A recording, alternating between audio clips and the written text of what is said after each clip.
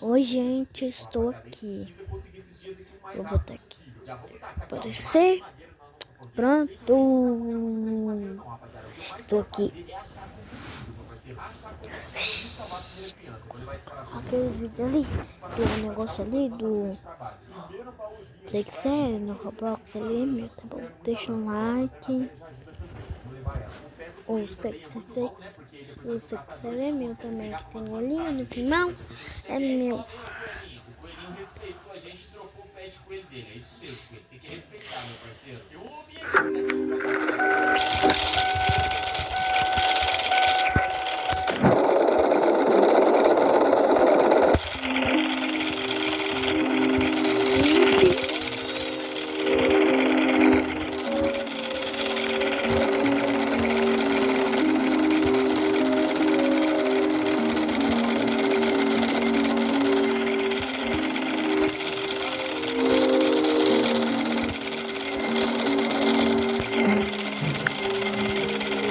Pronto, gente.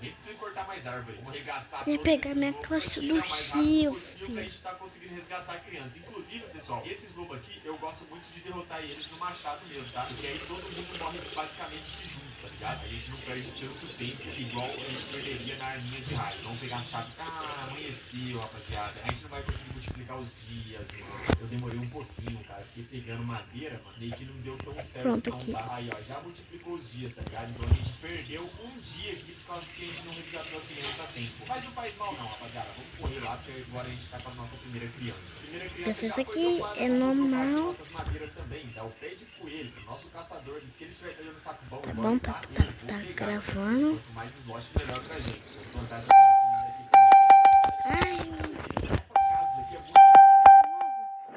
aqui está. Galera, eu sempre pego essas cadeiras. Não vou ligar nunca também, né, rapaziada? Os alunos da menina também não, mas tem que onde a gente vai pegar. E olha só, pessoal, tem um fuzil escondido nessa moita aqui. Olha só a bala. Ah, era só bala. Que pena, mano. Se tivesse um fuzil, já ia fazer um adianto insano pra gente.